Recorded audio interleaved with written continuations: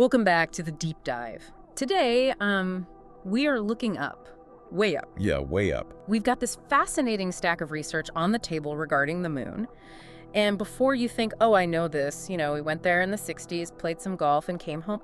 Hold on. Wait, keep listening. Because the source material we're diving into today paints a picture that is just, well, it's radically different from that grainy footage of the Apollo era. It really is. I mean, we are looking at a collection of documents that outlines what comes after all those flags and footprints. Yeah. It's a really compelling piece of writing that treats the upcoming Artemis missions not just as a return trip, but as a complete metamorphosis of our relationship with the moon. And it starts right there with Artemis II and Artemis III. The sources actually describe Artemis II as this, I love this phrasing, sweeping trajectory that grazes the lunar orbit. Yeah, sweeping trajectory. And then Artemis III is the precise descent into the South Pole dust. It sounds so poetic, almost romantic, It does. But the text argues that these aren't just engineering feats. They actually call these missions an esoteric catalyst. An esoteric catalyst. Exactly. Essentially, they're suggesting that these landings mark the absolute end of the moon's silent millennia.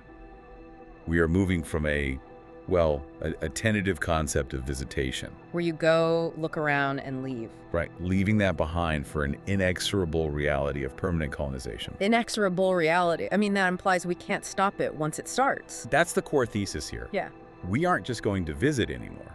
We are going to stay.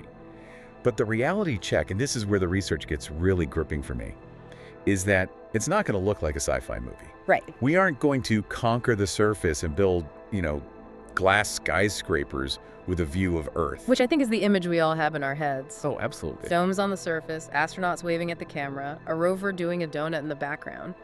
But this source says that if we try to stand proud beneath the black sky, we're dead. Dead. Yes. Instead, the colonization is going to be a slow, methodical infiltration. Infiltration is definitely the key word there.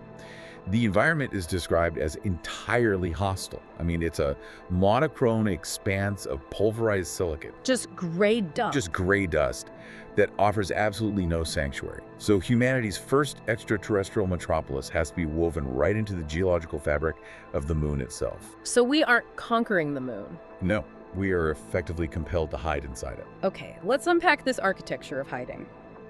Because why is the surface so deadly? We've all seen photos of astronauts walking around in suits. They seem perfectly fine. Well, for a few days, sure. But for permanent habitation, the threats are relentless. The source details three main killers out there. Okay. First, you have unfiltered solar radiation just because there's no atmosphere to block it. Right. Then galactic cosmic rays. These are high-energy particles ripping through space that can literally tear through your DNA. Terrifying. And I think this was the most visceral. A continuous, invisible hail of micrometeorites. Wait, invisible hail? Like a storm? Think of it less like weather and more like ballistics. Oh. Yeah, these are tiny particles of rock, sometimes the size of a grain of sand or even smaller, but they're traveling at hypersonic velocities. Wow. On Earth, the atmosphere burns them up before they ever reach us. We see them as shooting stars. Right. On the moon, there's no atmosphere to slow them down. They hit the surface with the kinetic source of a bullet. So if you're just standing out there in a glass dome, you're essentially standing in a shooting gallery. Precisely. It's like being in a sandstorm where every grain of sand is moving faster than a rifle round. That's insane. So to survive this absolute desolation, the architecture has to go subterranean. We have to completely retreat from the lethal rain of the cosmos. Which leads us to one of the most fascinating concepts in this whole stack of research. Yeah. Lava tubes. The lava tube, these are absolute geologic gifts. They are these vast, cavernous arteries left over from ancient volcanic activity deep beneath the lunar mare. The source actually calls them ready-made macroscopic shielding. How big are we talking here? Massive. Some of these tubes are wide enough to fit an entire city block inside, maybe even a whole stadium. Just naturally occurring? Naturally occurring. Yeah. Because the moon has lower gravity, these cavern roofs can span huge distances without collapsing in on themselves. That makes sense. So instead of trying to build thick lead walls on the surface, we just inflate habitats inside these massive basaltic vaults that nature has already built for us. It's the ultimate shelter. But what about areas where there just aren't any lava tubes? We can't only be limited to where the ancient volcanoes were, right? Yeah. The source mentions these arachnid-like rovers for construction. Oh, this is where the technology gets wild. Yeah. Imagine swarms of autonomous robots moving almost like spiders. They harvest the regolith, that's the technical term for the moon dust, and they use a process called microwave sintering. Sintering, that's melting, right? Sort of. It's distinct from melting it into like a liquid soup. Sintering is heating the dust just enough that the particles fuse together at the atomic level. Oh, okay. It creates a solid ceramic-like material. So these robots are using concentrated solar energy, or microwaves, to literally bake the moon dust into a hard shell. So they're essentially 3D printing with moon rocks. Exactly. They are printing thick, hardened carapaces over modular structures. The text describes the result as looking like termite mounds. Termite mounds, that is such a vivid image. So it's not a gleaming city of lights. It's these gray, lumpy, artificial shells blending seamlessly into the wasteland. Right, it's camouflage. It's an artificial shell designed to look exactly like the landscape. It acts as a fortified barrier against the vacuum. So if you were flying over, you might not even realize a colony is down there. You'd probably miss it. It's a method of survival that mimics organic complexity, like termites building a mound, rather than trying to assert human dominance over the landscape. Okay, so we've dug our hole, or we've printed our termite mound. Now we actually have to survive inside the thing. Right. The source calls this the alchemy of survival. And it really seems like it all hinges on one single thing: water. Water is everything. It dictates the entire strategy. That's why we aren't landing at the equator like Apollo did. We are going straight to the South Pole, specifically near the Shackleton crater. Because of the shadows. Right. These are called permanently shadowed regions, or PSRs. Because of the extreme angle of the sun at the pole, sunlight hasn't touched the bottom of these craters for billions of years. Billions? Yeah. The temperature down there sits near absolute zero. And that acts as a trap. Exactly. It's a cold trap. Yeah. Any comet impact or random moisture that drifted there over the eons just froze instantly, and it never sublimated away. We were talking about billions of tons of primordial ice. I really love the description of the machines they use to get it out. Thermal mining rigs operating like mechanical parasites in the dark. It's a grim picture, but a very accurate one. You can't just go down there and chip the ice out with a pickaxe because it's mixed heavily with rock. It's almost like concrete. So these rigs use heat to sublime the ice. Can you just explain sublimation really quickly for us? Sure. Sublimation is simply when a solid turns directly into a gas, entirely skipping the liquid phase. Right. So the rig heats the icy dirt, the ice turns straight to vapor, and the rig captures that vapor. It then channels it into the central processing of the colony, and then comes the alchemy. The violent cleaving. Yes. Through violent cleaving using electrolysis, they split those water molecules apart. And that gives us our two most precious commodities out there. Oxygen for breathing and volatile hydrogen. Hydrogen is for fuel, I assume. Yes, mostly. It's crucial for energy storage, acting like a massive battery to get the colony through the long lunar nights. But it's also the main propellant for further cosmic leaps. Oh. So the water is quite literally fuel for the people and fuel for the ships. But let's stick to the breathing part for a second, because this was a detail in the reading that I just hadn't really thought about before. Okay. We get oxygen from the water, but you can't just pump pure oxygen into a habitat, can you? No, absolutely not. We learned that the hard way with the tragedy of Apollo 1. Pure oxygen is a massive fire hazard. A tiny random spark instantly becomes an inferno. So you need a buffer gas. Exactly. On Earth, that buffer is nitrogen. Our air is actually mostly nitrogen, but the moon doesn't have a nitrogen atmosphere. So where in the world do we get it, or where on the moon do we get it? That's a huge problem. The text says we either have to harvest it meticulously from solar wind particles that have gotten trapped in the lunar soil over billions of years. Which sounds painstakingly slow. It is an incredibly slow, energy-intensive process. The alternative is we import it from Earth at just an astronomical cost per kilogram. It's a synthesized dilution of Earth's atmosphere. That creates a very fragile system. And on top of all that, you have to keep the air clean. The source specifically mentions atmospheric scrubbers as the omnipresent heartbeat of the colony. They are entirely critical to survival. They filter out the CO2 we exhale, obviously. But their biggest, most important job is dealing with the dust. The regolith again? Yes. Lunar dust isn't like sand on a beach. Beach sand is rounded because wind and water have tumbled it for eras. It's smooth. Right. Lunar dust hasn't been touched by erosion at all. It is razor sharp. It's basically microscopic shards of glass and jagged rock. If it gets into the habitat, It destroys machinery gears in days, Yeah. but much more horrifyingly if it gets into human lungs. The source mentioned the alveoli. Right, it shreds the alveoli. Those are Yeah. the tiny air sacs in your lungs that allow you to actually absorb oxygen. Breathing lunar dust causes a condition similar to severe silicosis or black lung. Oh, man. So you have these massive scrubbers running 24/7, just keeping these razor blades out of your respiratory system. If the scrubbers stop, the air itself eventually kills you. So you're living in a termite mound, listening to the constant hum of scrubbers, preventing your lungs from being shredded. Exactly. Now let's talk about dinner, because there is no soil on the moon, right? None. The environment is fundamentally devoid of organic soil, just sterile rock. So terrestrial agriculture, as we know it, is completely out.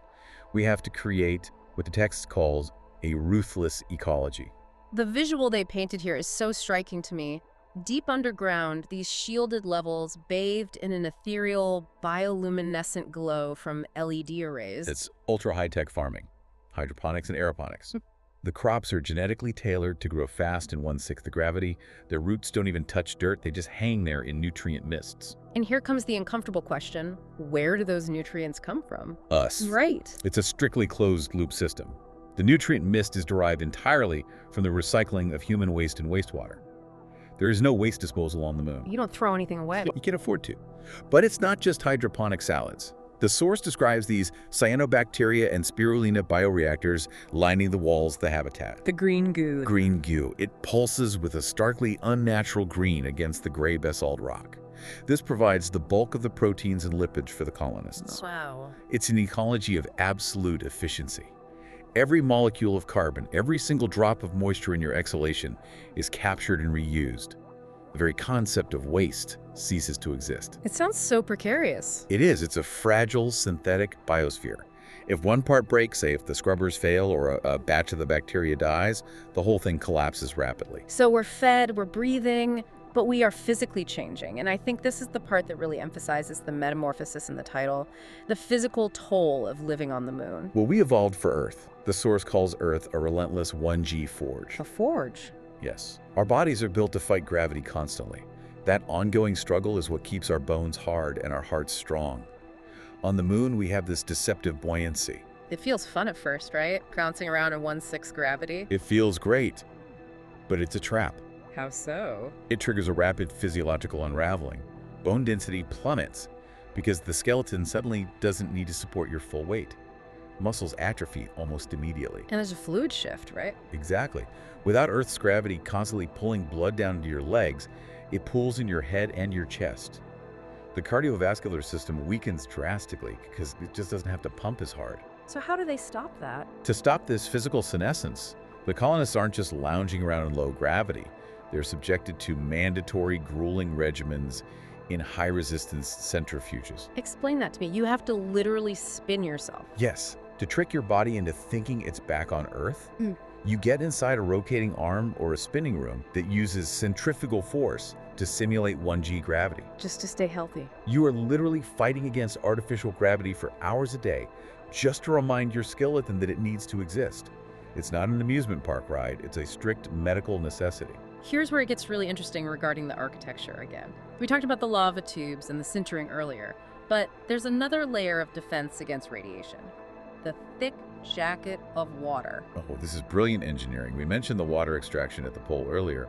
Well, you don't just store that water in a tank down in the basement, you build it into the walls. Into the walls themselves. The architecture actively incorporates liquid water into the bulkheads of the living quarters. So you are literally sleeping inside your water supply. Yes. Water is incredibly rich in hydrogen, and hydrogen happens to be one of the universe's most effective barriers against high-energy solar protons. It acts as a shield. That is so smart. So the water saves you twice, once by hydrating you, and once by blocking the invisible cellular destruction raining down from the sun. It really reinforces that core idea of hiding. Hiding behind the rock, hiding behind the water. But then there's the hiding from home. The psychological section of this source is honestly haunting. It is the most profound part of the research, I think. The psychological abyss. Just imagine looking out of a heavy, multi-layered quartz viewport. And you see Earth. You see Earth, suspended out there in absolute blackness. The text describes it as a brilliant, agonizingly vibrant sapphire orb. Agonizingly vibrant. because it contains all history, all nature, all the oceans, everyone you ever loved, and it is forever out of reach. That contrasts the sheer vibrancy of Earth versus the silent, airless, monochrome expanse of the moon that has to do something to the human mind. It does. The source calls it cognitive starvation. Our brains evolved to need varied sensory input. We evolved in forests and savannas with color and noise and wind. And the moon offers none of that. The moon offers gray, black, and dead silence. To combat the existential dread that causes, virtual environments become mandatory. So you aren't just playing video games for fun up there. You are living in a simulation of Earth just for mental survival. You have to. You absolutely need the phantoms of a world left behind. Simulated forests, the sound of rain hitting a roof, the changing of the seasons, things that simply do not exist on the moon. You're tricking your brain. You need to trick your brain into remembering that color exists, or you risk falling into an irreversible, deep depression. That brings us to the final transformation. We've changed our architecture, our diet, our bodies, and our minds. The source argues that this turns the colony in the moon itself into a cybernetic organism. Yes.